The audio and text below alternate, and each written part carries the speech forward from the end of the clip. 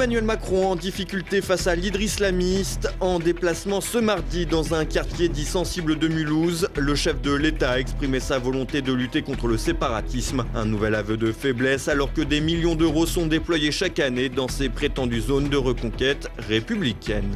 À 4 semaines du scrutin municipal, le parachutage d'Agnès Buzyn pour sauver la République en marche bouscule le programme. Méconnaissance du sujet, révision du projet, l'ex-ministre de la Santé a tout du chien dans un jeu de quilles. Après le début des hostilités parlementaires lundi, la réforme des retraites a vu s'ouvrir la fameuse conférence de financement, un rendez-vous impliquant les syndicats qui pourraient rapidement échapper à l'exécutif.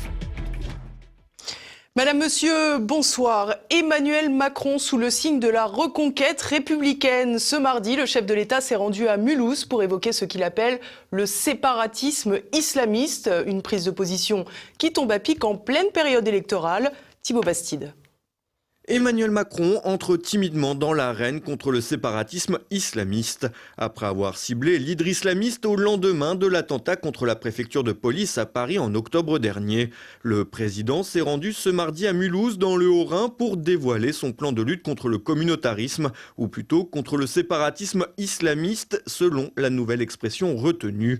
Une manière, selon l'entourage du chef de l'État, d'agréger sous un même terme les notions de radicalisation, d'islam politique et du communautarisme. Flanqué du ministre de l'Intérieur Christophe Castaner, de son secrétaire d'État Laurent Nunez, du titulaire du portefeuille de la jeunesse Gabriel Attal et du ministre des Sports Roxana Maracineanu. Emmanuel Macron a donc passé plusieurs heures dans le quartier de Burzwiller, zone dite sensible de plus de 15 000 habitants, faisant partie des 47 quartiers de reconquête républicaine. Un dispositif créé en 2018 pour lutter contre la délinquance et les trafics. Un quartier loin d'être choisi au hasard donc, où le chef de l'État rencontrer des représentants d'associations sociales, culturelles, religieuses ou sportives, ainsi que des membres des forces de police. Ainsi, il a surtout été question de sécurité, d'éducation, mais également d'ingérence étrangère concernant notamment le financement des lieux de culte. Référence évidente à la construction de la mosquée An-Nour à Strasbourg, l'une des plus grandes d'Europe. Le Qatar a mis plus de 14 millions d'euros sur la table sur les 26 millions d'euros de la facture totale afin d'enraciner et développer l'islam en Europe. Si par sa présence sur le terrain, Emmanuel Macron souhaite taper du poing sur la table et entrer de plein pied dans la fameuse séquence régalienne de son quinquennat, la démarche apparaît biaisée à moins d'un mois du premier tour des élections municipales. En effet, difficile de ne pas y voir une intention purement électoraliste pour tenter de grappiller quelques voix à droite. Mais au-delà de ce nouveau coup de communication devenu une habitude du quinquennat Macron, l'état des lieux établi par le chef de l'État est pour le moins inquiétant. En avouant qu'il existe des zones où règne la sédition identitaire et militante vis-à-vis de la République, Emmanuel Macron met en réalité en avant les nombreux errements en la matière. D'une part, les mesures annoncées depuis de nombreux mois n'ont un effet que très peu perceptible, voire totalement inefficace. Il suffit de se rappeler de la déclaration de l'ancien ministre de l'Intérieur Gérard Collomb au moment de la passation de pouvoir en octobre 2018, décrivant un pays ghettoisé révélant l'impuissance des pouvoirs publics face au communautarisme. Un communautarisme ou désormais séparatisme islamiste, peu importe le nom, qui s'installe dans des territoires où sont injectés plus ou moins directement des centaines de millions d'euros chaque année afin d'acheter péniblement une paix sociale. Agnès Buzyn met la poussière sous le tapis. Après son parachutage pour remplacer Benjamin Griveaux, l'ex-ministre de la Santé va faire du nettoyage dans le programme de La République En Marche pour les municipales parisiennes. L'occasion de faire une discrète opération de repositionnement. Un mal pour un bien. Voilà comment un militant de La République En Marche résume le remplacement express du jeune premier déchu Benjamin Griveaux au profit d'Agnès Buzyn pour mener la campagne parisienne. Une petite phrase qui démontre bien que le problème du parti présidentiel ne commençait pas avec les vidéos sexuelles de son candidat. En effet, au-delà du maintien de la candidature dissidente de Cédric Villani, exclu du mouvement depuis, le candidat Griveaux a toujours été à la peine. Dans ce cadre, la nouvelle figure fraîchement partie du ministère de la Santé doit s'atteler à la tâche rapidement. L'opération sauvetage ne lui laisse que 4 semaines pour se mettre dans le bain parisien et s'emparer du programme de son malheureux prédécesseur. Et ce n'est pas son projet pharaonique, du propre avis d'Agnès Buzyn, de transformation de la gare de l'Est en Central Park qui devrait servir de proposition clé. En effet, Un certain nombre d'idées saugrenues qui figuraient dans le programme de Griveaux devraient passer à la trappe. Une simplification, selon l'équipe de campagne d'Agnès Buzyn. Pour l'heure, la campagne se résume donc à de grandes banalités telles que cultiver la proximité avec les Parisiens et régler les problèmes du quotidien. En réalité, Agnès Buzyn a un mérite, celui de rassurer ses troupes après la catastrophe. Le délégué général de La République En Marche, Stanislas Guerini, l'a déjà dit. Elle ne sera pas une candidate agressive et ne débarquera pas avec des gants de boxe. L'objectif est au contraire de cultiver le côté maman qui calme les esprits. Un objectif en partie atteint dès le premier jour de sa candidature puisqu'un dialogue a été rétabli avec Cédric Villani. Pour autant, le mathématicien, qui pourrait voir son score grimper après la débâcle de Griveaux, a posé ses conditions, notamment sur l'écologie. Et pour cause. Après avoir récupéré dans ses rangs Isabelle Saporta, la compagne du patron de LV Yannick Jadot, Villani doit conserver ses orientations vertes pour ne pas froisser la liste de David Béliard. Et si Agnès Buzyn reprend le dialogue, un ralliement du dissident avant le premier tour semble improbable, notamment pour des questions financières, puisque les dépenses de campagne ont déjà commencé pour les deux listes. Pour autant, la question restera entière au moment du second tour, mais aussi du troisième tour, c'est-à-dire de l'élection du maire de la capitale par les nouveaux conseillers de Paris. En d'autres termes, des tractations politiciennes pourront tout à fait camoufler un score médiocre d'Agnès Buzyn. Une bien bonne nouvelle pour elle, car en cas d'échec, le catapultage du ministère de la Santé jusqu'au Conseil de Paris devrait être dur à avaler. La rue, l'hémicycle et maintenant la conférence de financement. La réforme des retraites n'est décidément pas de tout repos. Ce mardi s'ouvre un nouvel épisode du feuilleton avec les syndicats. Un épisode qui ne sera sans doute pas sans difficulté pour le gouvernement. Olivier Frère-Jacques. Les syndicats réunis, pas dans la rue cette fois, mais pour la conférence de financement. Centrales contestataires et autres ont démarré aujourd'hui leurs échanges et auront jusqu'à la fin du mois d'avril pour trouver notamment une alternative au fameux âge pivot de 64 ans en 2027. Une conférence de financement qui pose de nombreuses questions. Tout d'abord, sur le sérieux du gouvernement qui a engagé une réforme censée être d'ampleur sans boucler son financement en amont. Syndicats de salariés et de patrons sont donc réunis, eux qui sont amenés à co-gérer le futur système. Cette conférence devra déboucher sur un compromis, selon le Premier ministre Édouard Philippe. À défaut, l'exécutif maintiendra l'âge pivot. Côté syndical, la CGT et les autres centrales contestataires ne discuteront pas, car étant pour le retrait pur et simple de la réforme, une position dure mais cohérente avec la démarche entamée il y a plus de 2 mois. D'autres structures syndicales sont donc attendues au tournant. On pense évidemment à la CFDT, mais aussi à la CFTC qui tentera de jouer sa partition pour défendre les travailleurs, comme l'expliquait il y a quelques jours son vice-président Joseph Touvenel. Discrètement, parce que les grands médias ne nous ouvrent pas forcément la porte, mais discrètement, avec j'espère un peu d'efficacité, faire passer de bonnes choses. Notre petite musique, par exemple, on se bat pour que les mères de famille, le temps où elles éduquent leurs enfants, le congé parental d'éducation soit pris en compte dans le système de retraite. Aujourd'hui, le privé, on prend les 25 meilleures années pour la retraite. Demain, ça sera sur 42 ans. D'abord, chacun comprend que passer des 25 meilleures années à 42 ans, mécaniquement, c'est une perte. C'est moins. Dire le contraire s'appelle un mensonge. Mais les mères de famille qui élèvent leurs enfants, celles qui ont, on va dire une mère de famille qui a 3 enfants, qui va s'arrêter 2 ans par enfant, ça fait 6 ans.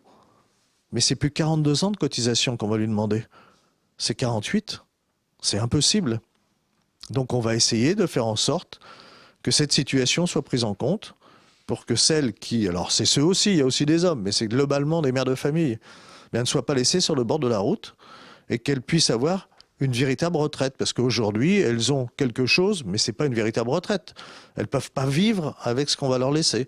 Ben voilà, une réforme qui serait bonne. Profiter de l'occasion pour défendre les intérêts de la famille ou de secteurs particulièrement touchés par la question de la pénibilité, c'est une partie de l'enjeu moins visible mais tout aussi importante de cette conférence. Les 2 grosses centrales que sont l'UNSA et la CFDT seront, elles, à observer de très près. La CFDT de Laurent Berger, tout particulièrement. En effet, le premier syndicat de France, largement critiqué par le reste du spectre syndical français, devra faire bonne figure, ce qui n'est pas gagné. En effet, si la centrale de collaboration n'est pas à la fête dans les cortèges syndicaux, elle commence à se mettre tout le monde à dos. En position de force, le secrétaire général s'est permis de déclarer que l'actuel projet n'est pas juste. un projet qui porte pourtant l'ADN de son syndicat. En 2010, déjà, la centrale demandait la mise en place d'un tel régime dit universel et à points.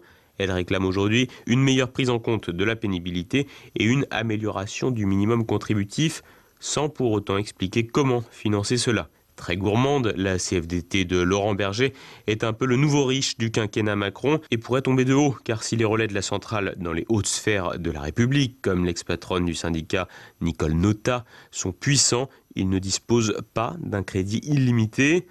Ainsi, quand Laurent Berger condamne le possible recours au 49.3 de la majorité, il se mêle d'un domaine qui ne le regarde absolument pas et commence à agacer sérieusement le gouvernement qui devra pourtant faire avec ce pénible mais utile allié. De son côté, la majorité risque de reculer encore plus loin avec cette conférence de financement, encore plus loin sur un projet de loi déjà complètement dénaturé, ni universel ni égalitaire. Un véritable casse-tête car sans compromis, le gouvernement se mettra aussi à dos les syndicats de défense des travailleurs, mais aussi quelques syndicats patronaux. Et à présent, on poursuit avec Olivier Frère-Jacques, c'est pour l'actualité en bref. Opération fusion entre Alstom et Bombardier. Lundi, le groupe français a annoncé sa fusion avec l'entreprise canadienne Bombardier Transport. Cette opération doublera la taille d'Alstom et permettra d'accélérer le désendettement de Bombardier, de quoi faire du groupe le champion transatlantique du matériel ferroviaire. À la clôture de la transaction prévue pour le premier trimestre 2021, le groupe canadien détiendra 18% du nouvel ensemble. Le groupe Bouygues, 10% des actions et les actionnaires d'Alstom obtiendront quant à eux la solde du capital. Ce nouveau géant du ferroviaire devrait être mieux armé pour affronter la concurrence chinoise. Il faut sauver le soldat Ernotte. Lundi, le Conseil supérieur de l'audiovisuel a publié un bilan jugeant satisfaisant le mandat de Delphine Ernotte après ses 4 années passées à la tête de France Télévisions. De quoi rassurer l'intéressé dont le mandat expire en août et qui avait annoncé le 7 janvier dernier vouloir rester à la tête du groupe audiovisuel public jusqu'à la fin de l'exercice 2022. Et cela malgré le fait que depuis sa nomination, Delphine Ernotte fait l'objet d'un feu de critiques continu. Le CSA ne semble pas être dérangé par l'impopularité de sa protégée. Le coronavirus poursuit son chemin meurtrier, tandis que le bilan s'élève désormais à 1874 morts pour 73 130 personnes contaminées. De nouveaux tests ont révélé 88 cas positifs supplémentaires à bord du paquebot Diamond Express, portant à 542 le nombre de passagers contaminés par le Covid-19. À son bord figurent 4 Français, dont 3 sont porteurs du virus. Troisième français qui est présent sur le bateau, le paquebot le Diamond Princess, a été testé positif au coronavirus.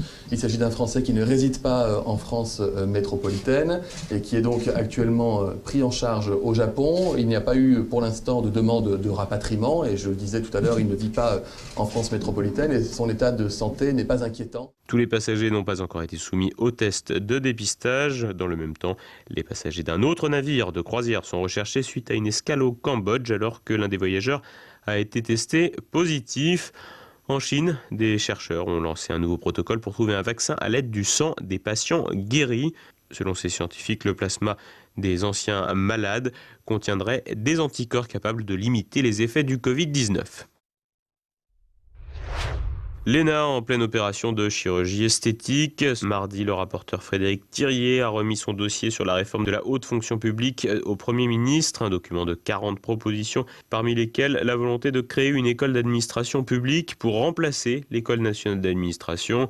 Une sacrée révolution. En réalité, l'opération vise essentiellement à renforcer les critères sociaux dans le recrutement des élèves. Ces derniers pourraient alors suivre des cours de classe préparatoire spécifiques pour se présenter au concours d'entrée qui leur serait spécialement réservé. Un nouveau nivellement par le bas auquel l'enseignement supérieur en France semble avoir cédé jusque dans la formation de ses prétendues élites. Information judiciaire ouverte contre Piotr Pawlenski et Alexandra De Taddeo. Après leur sortie de garde à vue lundi, le couple soupçonné d'être à l'origine de la diffusion des vidéos à caractère sexuel de Benjamin Griveaux est désormais visé par 2 informations judiciaires pour atteinte à l'intimité de la vie privée et diffusion sans l'accord de la personne d'un enregistrement portant sur des images à caractère sexuel. Le parquet de Paris a demandé leur placement sous contrôle judiciaire suite à la plainte contre X déposée par l'ancien candidat à la mairie de la capitale. Dans le même temps, l'Ordre des avocats de Paris a ouvert une enquête déontologique visant Maître Juan Branco, proche du couple. Elle porte sur l'existence d'un éventuel conflit d'intérêts d'intérêt entre l'avocat et l'artiste russe Piotr Pawlenski.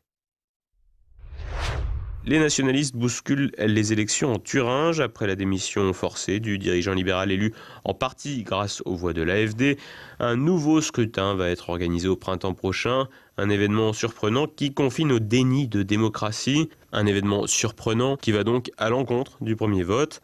En attendant, la région sera dirigée par la conservatrice Christine Lieberknecht, dont la tâche principale sera de préparer un nouveau scrutin et de veiller à éviter que la situation se reproduise.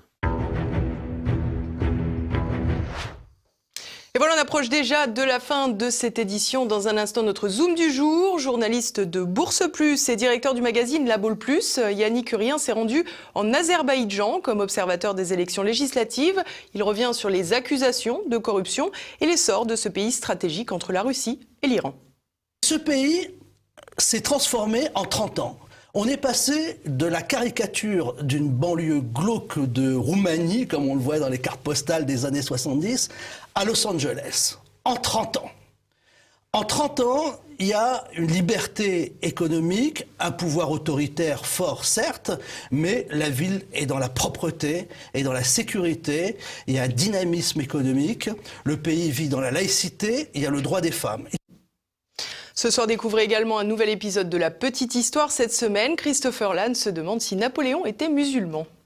Je me devais de faire cet épisode parce que ça fait longtemps, trop longtemps que j'entends tout un tas d'âneries sur ce sujet. Napoléon aurait été un musulman convaincu, converti à l'islam, champion de l'islam et même mort dans la religion musulmane. Alors oui, Napoléon a dit et pensé beaucoup de bien de la religion de Mahomet, parfois avec exagération, souvent par intérêt politique. En plus d'être fasciné de l'Orient, il est issu de cette époque imprégnée de l'esprit des Lumières, il a donc été amené à dire beaucoup de choses sur le sujet. Mais de là à affirmer qu'il était musulman, champion de l'islam, qu'il s'est converti ou je ne sais quoi, c'est vraiment ne rien connaître à la pensée spirituelle de Napoléon, si on peut appeler ça une pensée d'ailleurs, car en matière de religion, dans sa tête, c'est un gros bordel sans queue ni tête. Dans cet épisode, je vais donc tâcher de démonter ces rumeurs stupides qui nous vendent un Napoléon musulman, mais aussi justement, je vais tâcher de démêler tous ces nœuds afin de dresser le véritable profil spirituel de l'empereur.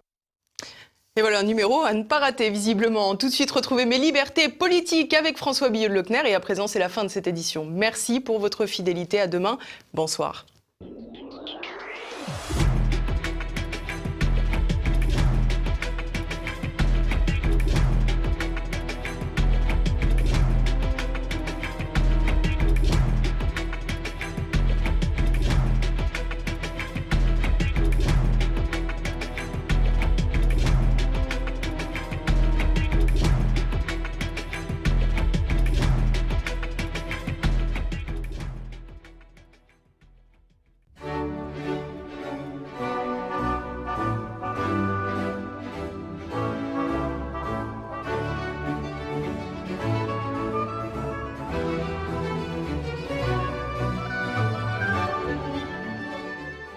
Le coq, il chante. Le fumier, il sent. Ces réalités, connues de toute éternité par l'homme, sont en passe de faire leur entrée fracassante dans le panthéon du Code civil français. Oui, monsieur, dame, le coq et le fumier sont deux exemples emblématiques de notre, j'ouvre les guillemets, patrimoine sensoriel rural et comme tel, il mérite d'être protégé par la loi avec un grand L. Je ne sais dans quel esprit tordu le concept de patrimoine sensoriel rural a germé, mais toujours est-il qu'il a germé. Miracle de la nature. La notion de patrimoine sensoriel rural vient combler une grave lacune de notre droit. Il n'existait à ce jour aucune protection pour le chant des cigales ou le parfum de la bouche de vache. Non mais c'est dingue cette histoire. Faut quand même les protéger, les chants des cigales ou les délicieux parfums de bouche de vache. Non mais des fois quand même. J'ouvre les guillemets. Une fois que la loi sera adoptée, les régions pourront déterminer avec l'appui des départements quels sont les sons ou odeurs caractéristiques d'un territoire comme Par exemple, la stridulation des cigales en Provence ou l'odeur du mou de raisin dans l'Hérault. Il suffira que les régions concernées les inscrivent à l'inventaire de leur patrimoine pour qu'ils soient protégés. Fermez les guillemets, nous explique l'auteur de la loi. Décidément, nous n'arrêtons pas le progrès. En fait, parlons crûment, lâchons-nous. Cette idée de loi stupide a vu le jour parce que des citadins stupides élevés sous serre ont trouvé malin, du fond de leur résidence secondaire, de se plaindre de ce que la campagne sentait un peu trop la campagne. Mais c'est horrible ce que vivent ces citadins stupides élevés sous serre. Quand ils vont dans leur maison de campagne, ça sent la campagne. Grosse catastrophe, comme disaient les Allemands après la défaite de Stalingrad. Ces citadins stupides ont donc voulu empêcher les vaches de meugler, les ânes de braire, les canards de cancaner et les moustiques de piquer, en s'imaginant qu'on pouvait tout régler à coup d'action en justice. Comme si la vie rurale ressemblait à une firme concurrente dans une série américaine. Le problème du siècle crétin dans lequel nous vivons est que rien n'empêchera jamais l'imbécile d'inventer des imbécilités. Mais alors, j'y pense, l'odeur des pots d'échappement du périphérique parisien, subtilement carbonée avec un zeste de goudron chaud, sera-t-elle reconnue comme caractéristique du territoire parisien? Devrait-elle être protégée? Ce serait un bon moyen d'empêcher la transformation de la capitale en piste à trottinettes géantes. Il faudra y songer sérieusement avant les prochaines municipales. Vous pouvez m'écrire si vous le voulez. À très bientôt.